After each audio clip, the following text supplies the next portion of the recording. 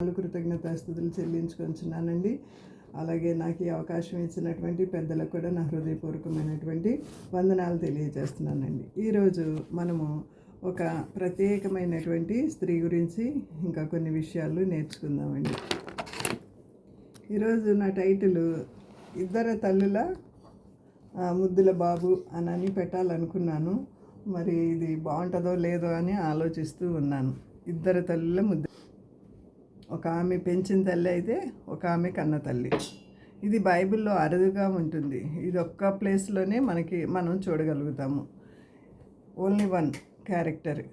ఇద్దరు తల్లులు చక్కగా ఆ బాబుని పెంచిన విధానం చూసినట్లయితే చాలా అద్భుతంగా ఉంటుంది.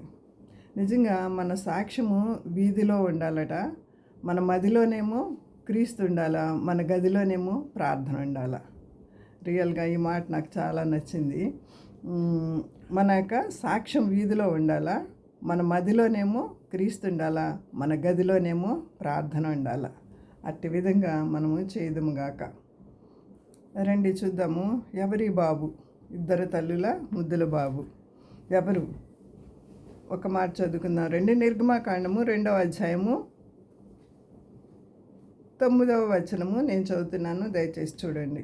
నిర్గమాకాండము 2:9. ఇక్కడ ఇద్దరు తల్లులు ఒకే ప్లేస్లో కనిపిస్తారు. ఫరో కుమార్తె ఆమెతో, ఈ బిడ్డను తీసుకొని పోయి నా కొరకు వానికి పాలిచ్చి పెంచుము, నేను నీకు జీతం ఇచ్చదనని చెప్పగా ఆ స్త్రీ ఆ బిడ్డను తీసుకొని పోయి పాలిచ్చి పెంచెను. హల్లెలూయా, హల్లెలూయా. ఇక్కడే మనకి ఇద్దరు తల్లులు కనిపిస్తారనమాట. ఒక స్త్రీ ఆ బాబుని కన్నదైతే ఇంకొక స్త్రీ పెంచిందిగా కనిపిస్తున్నాం. ఈ ఇద్దరు స్త్రీలు కూడా ఎంత గొప్పవారంటే నిజంగా మరణ శాసనాన్ని కూడా అస్సలు లెక్క చేయలేనటువంటి స్త్రీలు. ఈ ఒక స్త్రీ పేరు ఏకెబెతు, మనకందరికీ తెలిసిందే. ఆ ఏకెబెతు ఈ 3 పిల్లల్ని దేవుని కొరకు ఎంత త్యాగపూరితంగా పెంచిందంటే, ఇద్దరు పిల్లల్ని పెంచినప్పుడు ఆమెకి ఏమి సమస్య రాలేదు, కానీ 3వ కుమారుడైనటువంటి మోషేని పెంచినప్పుడు రాజశాసనం, మరణ శాసనం విధించేశాడు. మరి ఏసేపు అంటే ఎవరో తెలియనటువంటి ఒక రాజు వస్తాడు. అతడు పరిపాలన చేసేటప్పుడు కఠినమైనటువంటి నిర్ణయాలు తీసుకుంటాడు. మనకందరికీ తెలిసిందే. ఆ స్టోరీ గురించి నేను ఎక్కువ చెప్పడం లేదు, కానీ ఈరోజు ఎక్కువ హైలైట్ చేయవలసింది ఈ యొక్క పెంచిన తల్లి గురించి మనకి పెద్దగా తెలియదు, కానీ ఈరోజు చాలా శ్రేష్టమైన సంగతులు మనం గ్రహించుదాం రండి. ఆమె దయగలిగినటువంటి స్త్రీ. చారిత్రమైన జీవితము చాలా గొప్పది. అసలు తండ్రే శాసించాడు కదా, తండ్రే మరణ శాసనాన్ని విధించాడు కదా, మరి కుమార్తె ఎలా స్వీకరించింది? ఆ బాబుని తీసుకొచ్చి ఆ తండ్రి ముందే ఎలా పెంచింది? ఆ తండ్రి ఇంట్లోనే ఎలా పెంచింది? ఒక్క మాట, ఆమె బహుశా వాష్రూమ్కి వెళ్ళడానికి కూడా భయపడేదట, నా తండ్రి వచ్చి ఎక్కడ చంపేస్తాడో అని. ఈ హెబ్రీ బాల్డ్ అని ఆమెకి తెలుసు. మనం ఒకసారి చదువుకుందాం రండి, ఒక్కసారి. ఎందుకన్నా మంచిది. చిన్న చిన్న విషయాలే కొన్నిసార్లు మర్చిపోతూ ఉంటాము. 2వ అధ్యాయము 2వ వచనము. నిర్గమాకాండము 2వ అధ్యాయము 2వ వచనం. ఆ స్త్రీ గర్భవతి కుమారుని కని వాడు సుందరుడై ఉండుట చూచి. హల్లెలూయా. మనము హెబ్రీ పత్రికలో కూడా ఇతని గురించి, మోషే గురించి చదువుతాం. 11వ అధ్యాయం 23వ వచనం. తర్వాత మళ్ళీ అక్కడికి వెళదాము. తర్వాత మనం యాక్ట్స్ అంటే అపోస్తుల కార్యాలు 7వ అధ్యాయంలో కూడా మనం చదువుతాము. అతడు దివ్య సుందరుడు అనేసి అక్కడ చదువుతాము. చూడండి, ఆ స్త్రీ గర్భవతి కుమారుని కని వాడు సుందరుడై ఉండేట చూచి 3 నెలలు వాడిని దాచెను. ఇది మనకు బాగా తెలిసిందే. 3 నెలలు దాచిన తర్వాత ఇంకా బిడ్డ 3 నెలల తర్వాత కేరింతలు కొడుతూ గట్టిగా సౌండ్స్ చేస్తూ మరి అరుస్తూ కేరింతలు కొడతాడు కాబట్టి ఇంకా దాచలేకపోయిందనమాట. ఎందుకంటే ఇంట్లో వాళ్ళందరినీ కూడా చంపేయచ్చు రాజు, కఠినమైనటువంటి నిర్ణయాలు తీసుకున్నాడు కాబట్టి. తర్వాత ఆమె దాచలేక వాని కొరకు జమ్ముపెట్టి తీసుకుని దానికి జిగటమన్ను కీలును పూసి అందులో ఆ పిల్లవాడిని పెట్టి ఏటి ఎడ్డున జమ్ములో వాడిని ఉంచగా. ఇక్కడ తల్లి హృదయాన్ని కలిచి వేసేటువంటి ఒక భయంకరమైనటువంటి సంఘటనను మనం చూడగలుగుతాము. అంత ముద్దుగా దివ్య సుందరుడైనటువంటి ఆ బొద్దుగా ముద్దుగా ఉన్న బాబుని ఏ తల్లి అండి తనన్నా చచ్చిపోవడానికి ఇష్టపడుతుంది కానీ ఆ బిడ్డను వదులుకోవడానికి ఇష్టపడదు. కానీ దేవుని నిర్ణయం ఇది. అందుకే దేవుని ప్రేమించు వారికి అనే సంకల్పం చొప్పున పిలువబడిన వారికి సమస్తము సమకూడి మేలుకరంగా జరుగుతుందని ఇందాక అందుకే ఆ మాట నేను చదివించాను అనమాట. దేవుని నిర్ణయం. ఒకసారి మీకా గ్రంథంలో ఒక మాట చదువుకుందాం రండి. ఇక్కడ ఆగి మీకా గ్రంథము 6వ అధ్యాయంలో ఒక శ్రేష్టమైన మాట ఉంటుంది, అది చదువుకుందాం రండి. మీకా గ్రంథము 6వ అధ్యాయము నేనే చదువుతాను చూడండి. 4వ వచనం. ఐగుప్తు దేశంలో నుండి నేను మిమ్మను రప్పించి తిని, దాస గృహంలో నుండి మిమ్మను విమోచించి తిని, మిమ్మును నడిపించుటకై మోషే అహరోను మిర్యాములను పంపించి తిని. మిమ్మల్ని నడిపించడానికి మోషే అహరోను మిర్యాములను పంపించి తిని, దాసగృహంలో నుంచి మిమ్మల్ని విమోచించి తిని. మరి మిమ్మల్ని విమోచించడానికి ఇక్కడి నుంచి మిమ్మల్ని నడిపించటాకే వీళ్ళని పుట్టించి తిని. దేవుడు ఏ విధంగా చెప్తున్నాడో చూడండి. వాళ్ళని పుట్టించడం కోసం దేవుని ప్రణాళిక ఎంత గొప్పగా ఉందంటే చూడండి. చాలా గొప్ప ప్రణాళిక దేవుడు మన పట్ల కలిగి ఉన్నాడండి. గొప్ప ప్రణాళిక కలిగి ఉన్నాడు కాబట్టి ఆ బిడ్డను దాచలేక ఆమె జమ్ముపెట్టులో పెట్టినప్పుడు అక్కడ నైలు నది అంటే భయంకరమైనటువంటి ముసళ్ళతో నిండి ఉన్నటువంటి స్థలం అన్నమాట. ఎప్పుడు అటాక్ అయ్యే ముసలొచ్చి ఆ యొక్క పెట్టిన మింగేస్తుందో తెలియదు. కానీ ఆమెకి మరి ఎలాంటి ఐడియా దేవుడు ఎలా ఇచ్చాడో, ఒక్క ఐడియా జీవితాన్ని మార్చేసినట్లు ఆమె యొక్క జీవితాన్ని కూడా ఈ ఐడియా చాలా బాగా మార్చేసింది అని నేను అనుకుంటూ ఉంటాను. అయితే అలా పెట్టి పంపించినప్పుడు ఆమె వెనకాలే ఎంతో అర్థవంతమైన సమయోచితమైన జ్ఞానము కలిగినటువంటి మిరియాము కూడా వాచ్ చేస్తూ ఆ యొక్క నాచులో నుంచి దాక్కుంటూ ఆ పెట్టి వెనకాలే ఆమె వెనకాల రావటం కూడాని, ఆ పెట్టి వెనకాలే రావటం కూడా ఆమె కూడా ఎంత ధైర్య సాహసం. ఆ పిల్లకి కొంచెం తెలుసు కదా, ఆ ఏజ్కి ఒక 10 ఏళ్ళు ఉండొచ్చేమో. ఆ ఏజ్కి తెలుసు కదా దీనిలో ముసళ్ళు ఉంటాయని. చాలా తెలివిగలదు కదా, మామూలు తెలివి కాదు ఆమె, చాలా తెలివిగలదు కదా. అయితే ఈ ముసళ్ళు ఉంటాయి, నన్ను ఎక్కడ కొట్టేస్తాయో, తమ్ముడిని ఎక్కడ తినేస్తాయో అని భయపడలేదు ఆమె కూడా చూడండి. అందుకే 3 పేర్లు పరిశుద్ధాత్మ దేవుడు మీకా గ్రంథంలో వ్రాయించి ఉంచాడు. వెనకాలే వెళ్ళి మరి ఆ బిడ్డని కాపాడడం కోసం ఎంతమంది మరి ఈ యొక్క మోషేని కాపాడడం కోసం ఎక్కడి నుంచి దేవుడు నెట్వర్క్ చేసుకుంటూ వచ్చాడో చూడండి. రాజాజ్ఞను కూడా భయపడలేదు. షిప్రా పూయ అనే మంత్రశాల దగ్గర నుంచి దేవుడు నెట్వర్క్ చేసుకుంటూ వచ్చాడు. ఎకెబెతుని వాడుకున్నాడు, మిరియామ్ని వాడుకున్నాడు. మరి ఇప్పుడు మనం పెంపుడు తల్లి అయినటువంటి ఫరో కుమార్తెను కూడా ఆయన వాడుకున్నారు. ఇంతమందిని దేవుడు మరి ప్రిపేర్ చేశాడు అంతే, తప్పించడం కోసం, మరణ శాసనాన్ని తప్పించడం కోసం దేవుడు వాళ్ళని ప్రిపేర్ చేశాడు. మరలా ఇంకొక మాట చదువుకుందాం రండి. వానికి ఏమి సంభవించునో, 4వ వచనము. వానికి ఏమి సంభవించునో తెలుసుకొనుటకు వాని అక్క దూరముగా నిలిచి ఉండెను. ఎవరు? మిరియాము దూరముగా నిలిచి వెంటనే వస్తూ ఉందన్నమాట. ఫరో కుమార్తె స్నానము చేయుటకు ఏటికి వచ్చను. అదే సమయంలో నిజంగా ఫరో కుమార్తె ఆ సమయానికి రావటం ఏంటో మరి అది దేవుని సంకల్పం కదండి. ఎస్తేరు గ్రంథంలో మనం చూసినట్లయితే మొర్దెకై విషయంలో కూడా మొర్దెకై మరి రాజు ప్రాణాలు కాపాడుతాడు ఒకసారి, అది మర్చిపోతారు. అది మరి రాజు గ్రంథంలో రాయబడి ఉంటుంది. ఎస్తేరు ఒకసారి విందుకి రమ్మని ఈయన ఆహ్వానించినప్పుడు ఆ స్టోరీ అంతా చెప్పడం లేదులేండి. తన ప్రాణాన్ని పణంగా పెట్టి నేను నశించదును అని తన ప్రజల కోసం తను త్యాగం చేసి 3 రోజులు ఉపవాసం ఉండి ఆ సమయంలో రాజు ఎదుటికి వెళ్ళినప్పుడు, రాజుని విందుకు పిలిచినప్పుడు ఎందుకు నన్ను పిలిచుంటుంది అని అనేసి ఆలోచిస్తూ ఆయన సింహాసనం మీద కూర్చోవటం ఏంటి, మరి ఆ రాజగ్రంథం తీసుకురమ్మంటం ఏంటి, అదే సమయంలో అదే పేజీలో ఆయన అదే ప్లేస్ని మొర్దెకై చేసినటువంటి ఈ యొక్క మంచి సంఘటనని చూడటం ఏంటి, అసలు ఇదంతా దేవుని సంకల్పం కాకపోతే చూడండి. అక్కడ యూదులను రక్షించడానికి మరి మొర్దెకైని ఎస్తేర్ని ఏ విధంగా అయితే వాడుకున్నాడో యూదులను రక్షించడానికి మోషేని దేవుడే పుట్టించాడు. హల్లెలూయా. మరి పుట్టించినటువంటి ఆ దేవుడే మరి చక్కని తల్లి చేతిలో కూడా పెట్టాడు. ఆ తల్లి ఆ జ్ఞానం చొప్పున చక్కని ఆ బుట్టని తయారు చేసి పంపించకపోతే మరి రాజశాసనం కదండి, భయంకరంగా ఆ నైల్ నదిలోనే పడేసి చంపేయమన్నారు కదా. ఆ నైల్ నదిలో నుంచే ఈ యొక్క మోషే రావటము, మరి అదే టైంకి ఈ యొక్క చెలికత్తెలతోటి చాలామంది చెలికత్తెలు, ఒకళ్ళిద్దరు కాదండి, చాలామంది చెలికత్తెలతోటి ఆమె ఫరో కుమార్తె రావటము. ఫరో కుమార్తె స్నానం చేయుటకు ఏటికి వచ్చెను. ఆమె పనికత్తులు ఏటి ఒడ్డున నడుచుచుండగా ఆమె నాచులో ఆ పెట్టెను చూసెను. వాళ్ళందరూ ఏటి ఒడ్డునే ఉంటారండి. ఈ పిక్చర్ కూడా నేను చూశాను, ఎంతో లోతుగా ధ్యానించినప్పుడు నేను ఎలా ఉంటుందో చూద్దాము అనేసి పిక్చర్ కూడా చూస్తే వాళ్ళందరూ ఏటి ఒడ్డునే కేరింతలు కొడుతూ ఆడపిల్లలు అందరూ యవ్వనంలో ఉన్నటువంటి ఆడపిల్లలు అనమాట. ఈమె ఈ సమయంలో ఈ బాబుని తీసుకున్నప్పుడు ఆమె వయసు 22 సంవత్సరములట.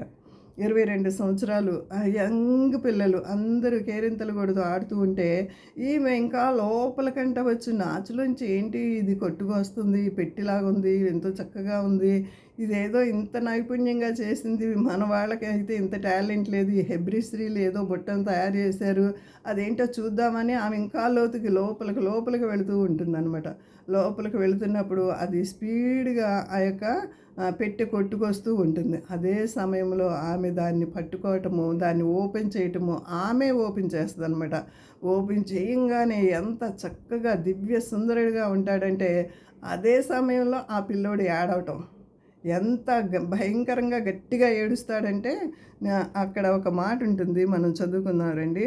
అప్పుడు వాని అక్క ఫరో కుమార్ ఆమె దాన్ని చూసినప్పుడు కనికరపడెను అనేసి ఉంటుంది. సరే, తర్వాత వెళదాము. 5వ వచనం చదువుతున్నా.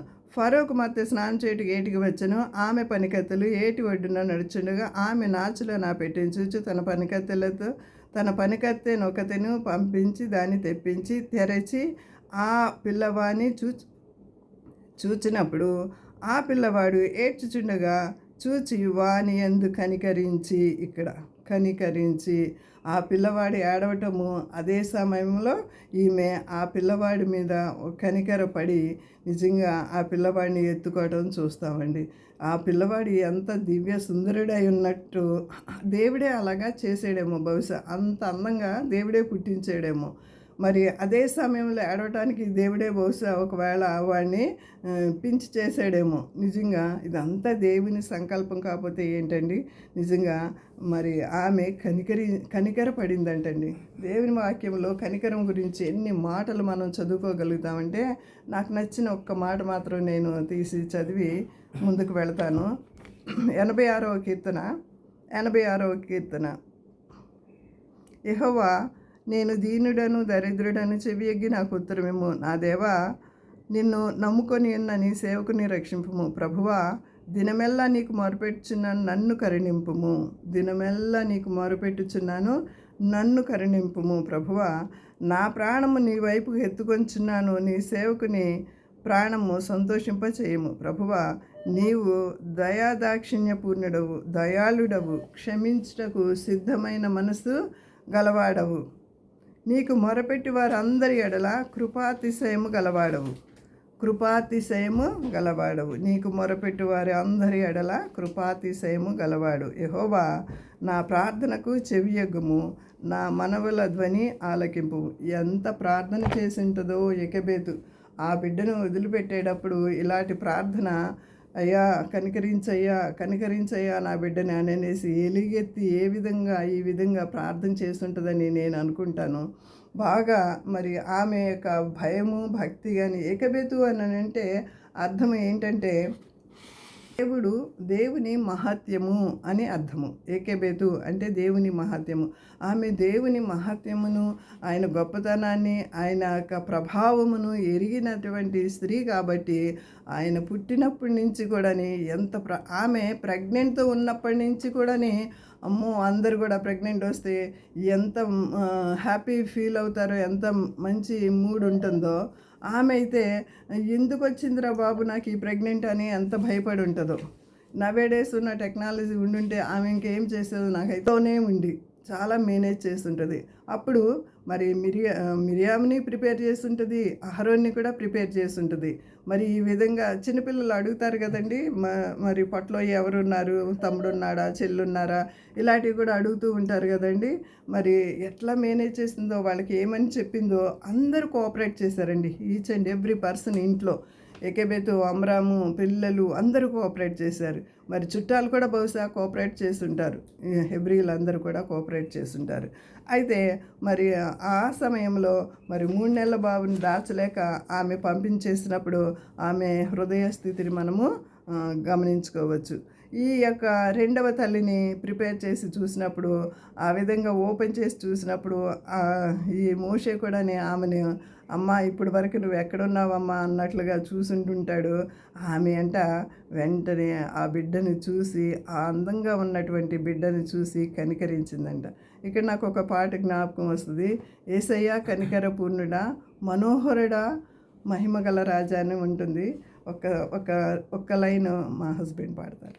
యేసయ్యా కనికర పూర్ణుడా, మనోహర ప్రేమకు నిలయుడా. యేసయ్యా కనికర పూర్ణుడా, మనోహర ప్రేమకు నిలయుడా. నీవేనా సంతోషగానము, నీవేనా సంతోషగానము, సర్వ సంపదలకు ఆధారము, సర్వ సంపదలకు ఆధారము.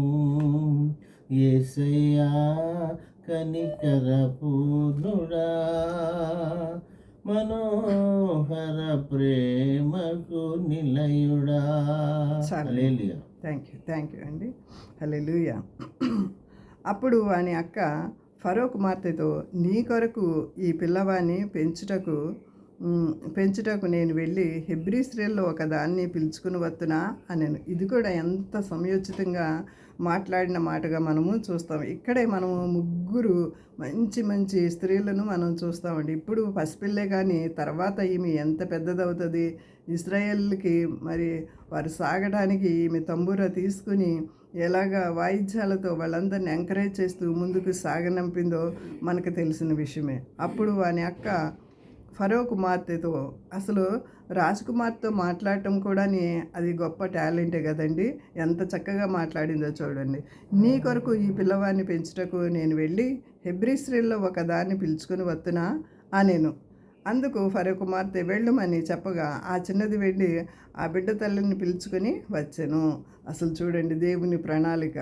ఈ బిడ్డ పుట్టడం ఏంటి, ఈ బిడ్డకి తల్లిని మళ్ళా ఇదే తల్లిని ఈమె ఏర్పాటు చేయటం ఏంటి, దేవుని సంకల్పము నిజంగా చాలా గొప్పదండి. చాలా చాలా గొప్పది. నేను ఇక్కడ ఎన్నో విషయాలు ధ్యానం చేసినప్పుడు ఎన్నో విషయాలు దేవుడు నా జీవితంలో కూడా జ్ఞాపకం చేస్తూ వచ్చాడు. ఎన్ని విషయాల్లో దేవుడు మమ్మల్ని కాపాడుతూ వచ్చాడంటే ఆయా విషయాల్లో ఒకసారి మా పిల్లలు నుంచి అంటే ఫస్ట్ క్లాస్ వేసి ఉన్నప్పుడు పైన కింద కూడా బర్త్లు ఇస్తూ ఉంటారు అనమాట. అక్కడ పడుకున్నప్పుడు మా పిల్లలు, అప్పుడు మేము బాంబే నుంచి ట్రావెల్ చేసి విజయవాడ వస్తున్నాం అనమాట. విజయవాడ వస్తున్నప్పుడు పైనుంచి ఇద్దరు ఒకటే ప్లేస్లో పడుకుంటాం అని అన్నారు. ఇద్దరు చిన్న చిన్న పిల్లలు కాబట్టి ఒకటే ప్లేస్లో పడుకున్నారు.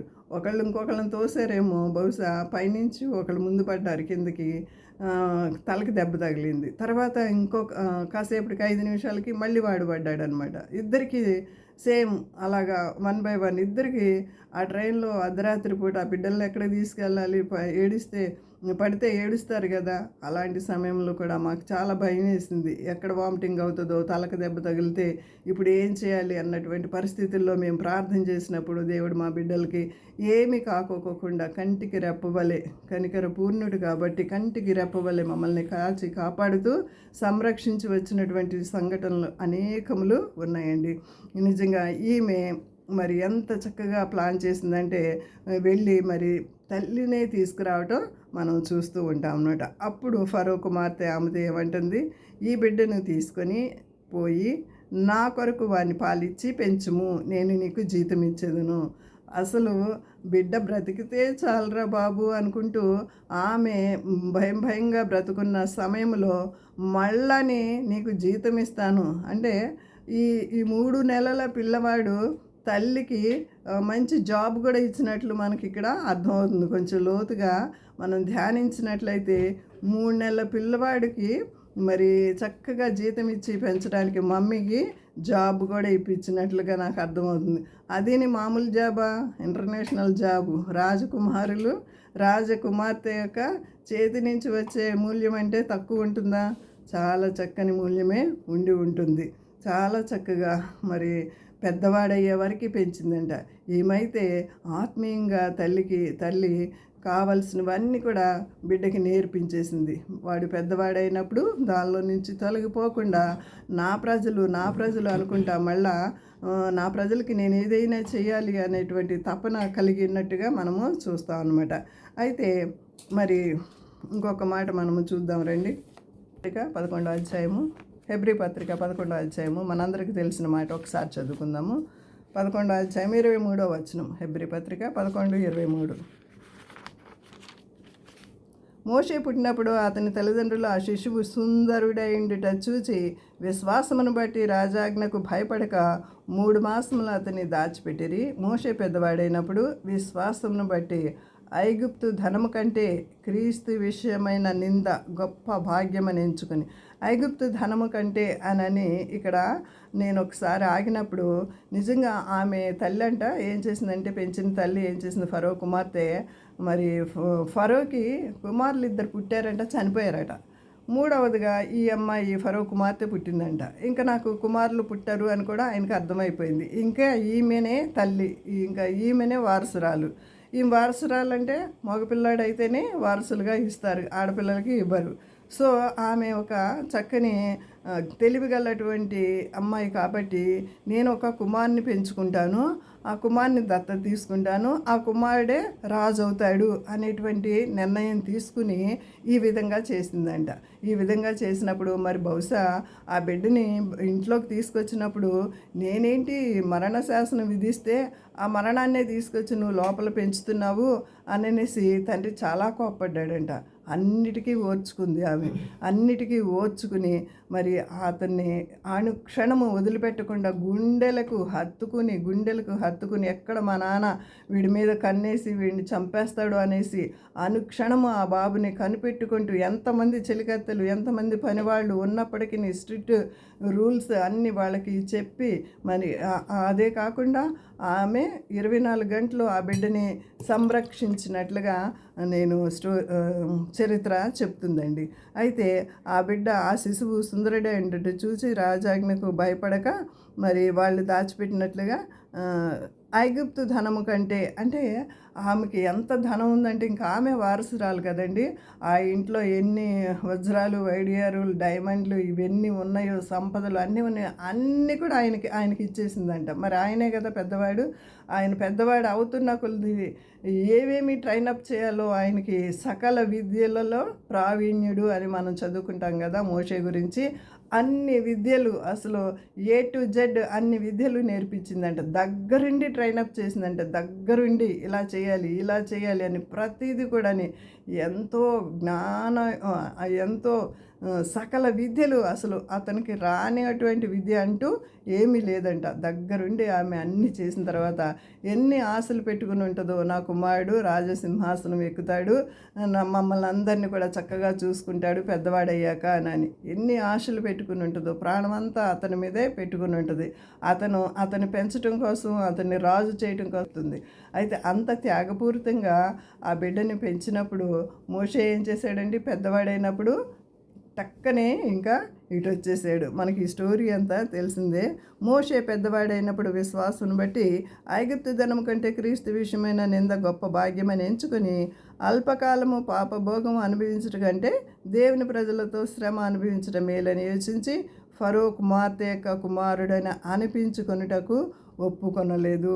ఏలైనగా అతడు ప్రతిఫలముగా కలగబోవు బహుమానమందు దృష్టి ఎంచను. యేసు ప్రభు కూడానండి పరిశుద్ధుడు పరిశుద్ధుడు అని నిత్యము కోట్లాను కోట్లతో దూతలతో పొగడబడుతున్నటువంటి ఆయన విడిచిపెట్టకుండా భాగ్యమని ఎంచుకొనలేదు, కానీ మీ కొరకు నా కొరకు కూడా రిక్తునిగా ఆయన దాసుని స్వరూపం ధరించుకుని దాస్య గృహానికి రావడానికి ఆయన ఇష్టపడ్డారు కదండి. మన కోసం ప్రాణం పెట్టింది. ఒకప్పుడు మనం పాపంలోను శాపంలోను అపరాధముల చేత చచ్చిన వారమై ఉన్నప్పుడు క్రీస్తు తాళిమి చేత మనల్ని బ్రతికించి పాపాలన్నిటినీ క్షమించినట్లుగా మనము చూస్తున్నామండి. ఇక్కడ కూడాని మరి ఐగుప్తు ధనము కంటే క్రీస్తు విషయమైన నింద గొప్ప భాగ్యమని అసలు ఎవ్వరన్నా అసలు ఆ యొక్క రాజభోగాన్ని విడిచిపెట్టాలని అనుకుంటారండి? అసలు ఎంత సాక్రిఫైస్లో మోషే జీవితం మనం చూసినప్పుడు ఆయన్ని అంత గొప్పగా పెంచడానికి ఇద్దరు తల్లులు పడినటువంటి కష్టాన్ని కూడా మనం గ్రహించినప్పుడు నిజంగా ఇద్దరు కూడా హ్యాండ్సప్ చేయొచ్చండి. వాళ్ళిద్దరికి కూడా నేను నిజంగా గొప్ప వాళ్ళిద్దరి గురించి నేను డిఫరెన్సెస్ రాసినప్పుడు ఆమె దయగలది కరుణగలది. ఈజిప్ట్లో ఉన్నటువంటి సాహస వనితలందరిలో కూడా ఈమె చాలా సాహస వనితగా, ధైర్యవంతురాలుగా, తెగింపు కలిగిన దానిగా, దేవుడు ఎన్నుకున్న సాధనముగా ఈమెను గుర్తించడం జరిగిందండి. దేవుడు ఎన్నుకున్న సాధనంగా మీరు నేను కూడా దేవుని చేతిలో రాజమకుటంలాగా ఉన్నామండి. యెషయా దేవుని మాటలు సెలవిస్తున్నాయి. రాజమకుటంలాగా ఉన్నామండి. దేవుని చేతిలో వాడబడే సాధనాలుగా ఉన్నాం. మేమేం చేయగలుగుతాంలే, మాకేం ఎడ్యుకేషన్ ఉందిలే, మరి మా దగ్గర ఏ టాలెంట్ లేదు అని కొంతమంది అనుకుంటారు. కానీ మరి 1 కొరింథీ పత్రిక 1వ అధ్యాయంలో మనం చదువుకున్నట్లుగా మనకు తెలిసినటువంటి వాక్యమే, మరి ఎన్నిక లేని వారిని దేవుడు ఎన్నిక చేసుకున్నట్లు అక్కడ మనము చూస్తామండి. మరి కుమారుని గుండెలకు హత్తుకొని పెంచినటువంటి తల్లిగా మనము చూస్తూ ఉంటాం అనమాట.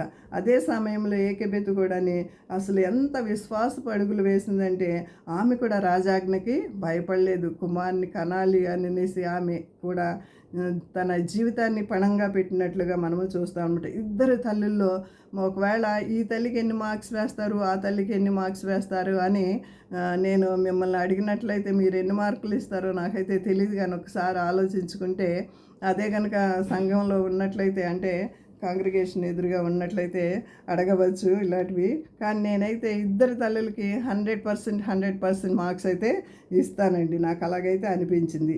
ఈమె కూడా ఏకెబెతు కూడా సాహస వనిత. భార్యాభర్తల యొక్క విశ్వాసం చూసినట్లయితే ఎంత అమోఘమైనదో. ప్రార్థనాపరురాలు, నామధేయురాలు.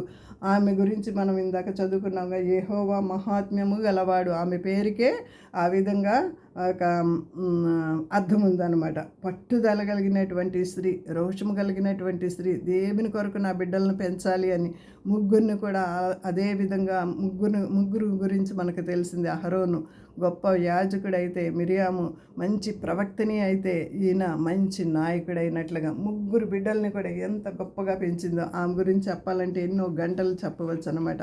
ఇలాంటి గొప్ప చరిత్ర కలిగిన మంచి తల్లుల్ని మీ ముందుకు ఈరోజు నేను తీసుకుని వచ్చాను. మరి ఈ యొక్క మోషే జీవితాన్ని మీద ఎంత ప్రభావం చూపించారంటే ఇద్దరు తల్లులు కూడా మోషే జీవితం మీద గొప్ప ప్రభావాన్ని చూపించినట్లుగా చూస్తున్నాము. ఒక విజయవంతమైన పురుషుని వెనక ఒక తల్లి కానీ, ఒక చెల్లి కానీ, ఒక భార్య కానీ, ఖచ్చితంగా ఒక స్త్రీ అయితే ఉంటుంది. ఈ మోషే జీవితం వెనక ఇద్దరు తల్లులు ఉన్నారండి. ఇద్దరు తల్లులు ఉన్నారు కాబట్టి ఆయన డైనమిక్గా పైకి వచ్చినట్లుగా దేవుడే సిద్ధపరిచిన సాధనముగా మనం చూస్తున్నాం. ఇశ్రాయేలు జాతికి ఇంత గొప్పగా ఉండటానికి ఈ ఇద్దరే కారకులు అని నేనైతే అనుకుంటున్నాను. ఇశ్రాయేలు జాతి ఇంత గొప్పగా చక్కగా నడిపించబడటానికి, మరి ఇంత గొప్పగా జ్ఞానవంతంగా పైకి రావడానికి దేవుడు ఫస్ట్ హస్తమైతే ఈ ఇద్దరు తల్లుల యొక్క హస్తము చాలా గొప్ప హస్తములాగా ఉన్నట్లు నాకు అర్థమవుతుంది. మరణ శాసనం క్రింద ఉన్న బానిస బిడ్డని దత్తత చేసుకోవటం ఏంటి? మరి శాసనం చేసింది తండ్రి. మరి శాసనాలన్నీ కూడా సాతాను చట్టాలే కదండి. ఈ శాసనాలన్నీ కూడా సాతాను చేసిన చట్టాన్ని ఏ విధంగా ఎస్తేరు మరి చట్టాన్ని రివర్స్ చేసిందో అట్టి విధంగా ఈమె కూడా ఈ తండ్రి చేసినటువంటి చట్టాన్ని రద్దు చేసిందండి. అసలు ఏమాత్రం కొంచెం కొంచెం పెరుగుతూ ఉంటే మోషే మోషే అని పిలిచినప్పుడల్లా నువ్వు నీళ్ళలో నుంచి రక్షించబడ్డావు, తీయబడ్డావు, రక్షించబడ్డావు అని అనేసే మాట జ్ఞాపకం వస్తూ ఉంటుంటుంది. వాళ్ళ నాన్న ఊరుకోవడానికి ఒకవేళ ఈ పిల్లోడు కొంచెం పెద్దవాడైనప్పుడు తాత తాత అనుకుంటే వెనకాల తిరిగి ఏ విధంగా చక్కగా కన్విన్స్ చేసి ఉంటాడో కదండి. తర్వాత నెమ్మదిగా మర్చిపోయి ఉంటాడు. కరెక్ట్గా రాజుని చేద్దాము అనుకున్న సమయానికి బయటికి వచ్చేసినట్లుగా మనం చూస్తాం. మరలా మనం ఇక్కడ 2వ అధ్యాయము ఇక్కడ మనం ఆగిపోయాము. 9వ వచనంలో ఇద్దరు తల్లుల సంభాషణ ఉంటుంది. ఫరో కుమార్తె ఆమెతో, ఈ బిడ్డను తీసుకొని పోయి నా కొరకు పాలిచ్చి పెంచుము, నేను నీకు జీతం ఇచ్చదనని చెప్పగా ఆ స్త్రీ ఆ బిడ్డను తీసుకుని పోయి పాలిచ్చి పెంచును. ఆ బిడ్డ పెద్దవాడైన తర్వాత ఆమె ఫరో కుమార్తె యొద్దకు అతన్ని తీసుకొని వచ్చును. అతడు ఆమెకు కుమారుడు ఆయను. ఆమె నీటిలో నుంచి అతన్ని తీస్తుందని చెప్పి అతనికి మోషే అని పేరు పెట్టును. తల్లి పెట్టిన పేరు ఇప్పుడు మనం అందరం కూడా పిలుస్తున్నాము. పుట్టిన తల్లి అంటే జన్మనిచ్చిన తల్లి పెట్టిన పేరు కాదు ఇది, మరి పెంచిన తల్లి పెట్టినటువంటి పేరుగా మనము గమనించవచ్చు. అదే పేరు ఈనాటికి కూడా మనం పిలుస్తూ ఉన్నాం. బైబిల్ గ్రంథంలో మోషే పేరు రాయబడినట్లుగా ఎన్నిసార్లు, అన్నిటికన్నా ఎక్కువ సార్లు మోషే పేరే బైబిల్ గ్రంథంలో రాయబడి ఉంది. ఎందుకంటే 5 అధ్యాయాల్లో 5 పుస్తకాల్లో స్టార్టింగ్ 5 పుస్తకాల్లో మోషే పేరే మనం ఎక్కువగా చూస్తాము. ఆ ఇశ్రాయేల్ ప్రజలు నడిపించినప్పుడు ఇశ్రాయేల్ చరిత్రే కదండి పుస్తకం అంతా కూడా మనకి కనిపిస్తూ ఉంటుంది. అక్కడక్కడ మరి పరిశుద్ధ గ్రంథంలో న్యూ టెస్ట్మెంట్లో కానీ ఓల్డ్ టెస్ట్మెంట్లో మొత్తంలో చూడగా మోషే పేరే మనము ఎక్కువగా చదువుతూ ఉంటాం అనమాట. అలాంటి మోషేని గొప్పగా చేయడానికి ఈ తల్లులు ఇద్దరు పడినటువంటి శ్రమ ఇంత అంతా కాదండి, ఇంత అంతా కాదు. మరి మంచి ఆలోచనకర్తలుగా వీరిద్దరు ఉండి దేవుని చేత ఏర్పరచబడినటువంటి సాధనాలుగా ఇద్దరు ఉండి సాహసవంతురాలుగా ధైర్యవంతులుగా ఉండి ఈ వీరిని పెంచినట్లుగా మనము చూస్తూ ఉంటాము. మరి ఇంకొక విషయము చూసినట్లయితే మనము ఆ బిడ్డను పెంచినటువంటి విధానము చూసినట్లయితే ఎంత గొప్పగా ఉంటుందో ఒకసారి చూద్దాం రండి. Train up a child in the way he should go, when he was old he should not turn back అని ఒక శ్రేష్టమైన మాట ఉంటుంది. ఆ మాట చదువుకుని ఇంకా 2-3 మాటలు మనము బైబిల్ గ్రంథం నుంచి ఆ బిడ్డను పెంచినటువంటి విధానం ఫిజికల్ కానీ మరి ఆత్మీయం కానీ పెంచిన విధానం చూసుకుని నా యొక్క మెసేజ్ని ముగించేస్తానండి. బాలుడు నడవలసిన 22వ అధ్యాయం సామెతల గ్రంథం 6వ వచనం. బాలుడు నడవలసిన త్రోవను వానికి నేర్పు, వాడు పెద్దవాడైనప్పుడు దానిలో నుంచి తొలగిపోడు. చిన్నప్పటి నుంచే ట్రైనప్ చేసేసింది, చాలా చక్కగా ట్రైనప్ చేసింది. మరి చెవిలో ఒక పక్కన పాలిస్తూనే రెండవ చెవిలో దేవుని గురించి ఆత్మీయ ఆహారంను శరీర ఆహారంని పెట్టినట్లుగా మనకి అర్థమవుతుంది అనమాట. తర్వాత కొంచెం పెద్దవాడు అయినప్పుడు ఎఫెసీ పత్రికలో వ్రాయబడినట్లుగా 6వ అధ్యాయంలో ఎఫెసీ పత్రిక 6:1-2 వచనాల్లో చెప్పినట్లుగా, పిల్లలారా ప్రభువునందు మీ తల్లిదండ్రులకు విధేయులైండి, ఇది ధర్మమే. నీకు మేలు కలిగినట్లు నీ తల్లిని తండ్రిని సన్మానింపుము, అప్పుడు నీవు భూమి మీద దీర్ఘాయుష్మంతుడగుదువు. తండ్రులారా మీ పిల్లలకు కోపము రేపక ప్రభువు శిక్షలోను బోధలోను వారిని పెంచుడి. దేవుని శిక్షలో బోధలో పెంచినటువంటి యోకెబెదు పెద్దవాడైపోయినప్పుడు మరి తల్లి చెప్పినటువంటి మాటలు జ్ఞాపకం వస్తూ ఉన్నాయి. నేను నా ప్రజల దగ్గరికి వెళ్ళిపోవాలి. మిద్యాన్ దేశంలో ఉన్నప్పుడు కూడా మొన్న సిపోరా గురించి చెప్పినప్పుడు కూడా ఇది నాది పరదేశమే, నా కుమారుని కూడా గెర్షము అని పేరు పెట్టుకున్నాడు కదా, నేను పరదేశమే, ఇక్కడ 40 సంవత్సరాలున్నా 50 సంవత్సరాలున్నా నా దేశానికి నేను వెళ్ళిపోవలసి వచ్చింది. బహుశా అతను అక్కడ మరి ఐగుప్తీయులు ఇశ్రాయేలు పోట్లాడుకుంటున్నప్పుడు మరి ఐగుప్తీని చంపినప్పుడు నేను చూశాను అని అక్కడ స్టోరీ అంతా మనకు తెలిసిందే కదా. అప్పుడు అక్కడి నుంచి పారిపోయి వచ్చేస్తున్నప్పుడు బహుశా తల్లిని కలిసే ఉంటాడు, యోకెబెతుని కలిసే ఉంటాడు, నేను ఇలా వెళ్ళిపోతున్నానమ్మా అని. ఈ తల్లి కూడా చెప్పే ఉంటాడు మరి నేను ఇలా వెళ్ళిపోతున్నానమ్మా, నేను ఇలా చేసానని. ఎందుకంటే తల్లితోటి అటాచ్మెంట్ వాళ్ళకి చాలా ఉంది. ఎప్పుడు నా కుమారుడు వస్తాడా ఇంకా వస్తాడా అని అనేసి ఎన్ని సంవత్సరాలు వాళ్ళు ఎదురు చూసుంటారో కదండి. ఆ తల్లులు ఇద్దరు కూడాని ఎన్ని సంవత్సరాలు ఎదురు చూసుంటారో. అన్ని సంవత్సరాలు కూడా ఎంత ఓపికతో ఇద్దరు కూడా దేవుని యందు భయభక్తులు కలిగి, ఈమె కూడాని ఫరో కుమార్తె కూడాని ఈ యేసు దేవుడైనటువంటి యెహోవా దేవుని కూడా తర్వాత నమ్ముకున్నట్లుగా చరిత్ర చెప్తుందండి. ఎందుకు నమ్ముకుందంటే వారి దేవుడు గొప్ప దేవుడు అని అనేసి మనము వారి దేవుడి గురించి విన్నప్పుడు మా గుండెలు అవిసిపోయినాయి అని అనేసి రాహాబు ఒక మాట అంటుంది కదా యెహోషువ గ్రంథంలో. అట్టి విధంగా ఆ దేవుని యొక్క మహత్యాన్ని ఆమె వినినప్పుడు ఆమె ఆలోచించుకుని నిజంగా ఈ యొక్క దేవుణ్ణి నేను కూడా తెలుసుకుంటాను అని దేవుణ్ణి తెలుసుకున్నట్లుగా చరిత్ర చెప్తుందండి. మరి ఈ విధంగా ఈ బిడ్డల్ని దేవుని కొరకు ఇద్దరు తల్లులు పెంచినట్లుగా మనకు అర్థమవుతుంది. నీవు ఈ భూమి మీద దీర్ఘాయుష్మంతుడు వగినట్లు నీ తల్లిని నీ తండ్రిని సన్మానింపుము అనేటువంటి మాటలు, మరి నా కుమారుడా నీ తల్లి ఉపదేశం వినుము అనేటువంటి మాటలు, మరి అవన్నీ చెవిని పెట్టుకున్నాడు, అవన్నీ మనసు నిండా నింపుకున్నాడు మోషే. చక్కని రూపు దిద్దుకున్నాడు. చాలా పెద్దవాడు అయిన తర్వాత మరి ఫరో యొక్క కుమార్తె యొక్క కుమారుని అని అనిపించుకుంటకు ఇష్టపడలేదండి. ఐగుప్తు ధనాన్ని భోగభాగ్యాలు అన్నిటినీ పెట్టేసి మరి దేవుని విషయమైన నింద గొప్ప భాగ్యంగా ఎంచుకొని తన ప్రజలను నడిపించుకుంటకు దేవుడు ఏర్పరచుకున్నటువంటి సాధనముగా మోషేని మనము చూస్తున్నాము. మరి మనం కూడా మోషేని చూసి ఆ ఇద్దరు తల్లులను చూసి మరి ఎలాంటి పాఠ్యాలను నేర్చుకుంటున్నాం, మన బిడ్డల్ని మనము ఏ విధంగా పెంచుతున్నాము. మరి మన బిడ్డలను పెంచే విధానంలో కూడా మరి మన బిడ్డలు మన సొత్తు కాదు దేవుని సొత్తు అని అనేసి దేవునికి అప్పగిస్తున్నామా లేదా, ఈ విషయాలన్నీ కూడా మనము జ్ఞాపకం చేసుకున్నట్లయితే మనము వాక్యానుసారంగా ఈ ఇద్దరు తల్లుల్ని మనం జ్ఞాపకం చేసుకుని వాక్యానుసారంగా దేవుని కొరకు మన బిడ్డల్ని పెంచుదాము. ఎన్ని శ్రమలు ఎదురైనప్పటికీ, నిందలైనప్పటికీ, అవమానాలైనప్పటికీ దేవుని ప్రేమ నుంచి మనలను ఏది ఎడబాయిపదండి. ఒక మాట చదువుకుందాం రండి. రోమాపత్రిక మనం ఈ మధ్య చదువుకున్నాము, ఈ మధ్య ధ్యానం చేస్తున్నాం కదా. ఇట్లనగా ఏమందుము, దేవుడు మన పక్షమున ఉండగా మనకు విరోధి ఎవడు? తన సొంత కుమార్ని అనుగ్రహించుటకు వెనుదీక మనందరి కొరకు ఆయనను అప్పగించినవాడు ఆయనతో పాటు సమస్తమును మనకెందుకు అనుగ్రహింపడు? క్రీస్తు ప్రేమ నుండి మనల్ని ఎడబాపు వాడేవాడు? శ్రమ అయినను, బాధ అయినను, హింస అయినను, కరువు అయినను, వస్త్రహీనత అయినను, ఉపద్రవమైనను, ఖడ్గమైనను మనల్ని ఎడబాపునా అని దేవుడు ప్రశ్నిస్తున్నాడు.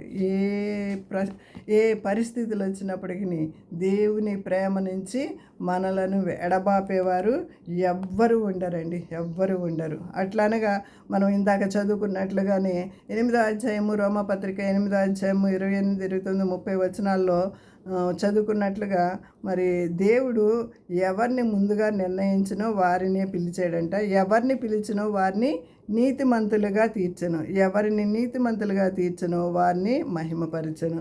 ఇది అక్షరాల మోషే విషయంలో జరిగినట్లు మనము చూస్తామండి. ముందుగానే నిర్ణయించేసాడు దేవుడు, పుట్టించాడు. మరి ఇర్మియా గ్రంథం 1వ అధ్యాయం 4వ వచనంలో కూడా గర్భములోనే నిన్ను ఎరిగితిని అని అంటున్నాడు కదా. గర్భంలో ఉన్నప్పుడే ఈయన కావాలని దేవుడు ఎంచుకున్న సాధనంగా మనం అర్థమవుతుందన్నమాట. దేవుడిని ప్రేమించే వారికి అనగా ఆయన సంకల్పం చొప్పున పిలువబడిన వారికి మేలు కలుగుటకై సమస్తము సమకూడి జరుగుచున్నవని ఎరుగుదుము. ఎందుకనగా తన కుమారుడు అనేక సహోదరులు జ్యేష్ఠుడైనట్లు దేవుడు ఎవరిని ఎరిగెనో వారు తన కుమారునితో సారూప్యం గలవారగుటకు వారిని ముందుగా నిర్ణయించెను. మోషేని దేవుడు నిర్ణయించాడు కాబట్టి ఆ తల్లులిద్దరిని కూడా వాడుకున్నట్లుగా మనకి అర్థమవుతుంది. దేవుడి ఇచ్చిన వాక్యమును దీవించి ఆశీర్వదించునుగాక. హల్లెలూయా.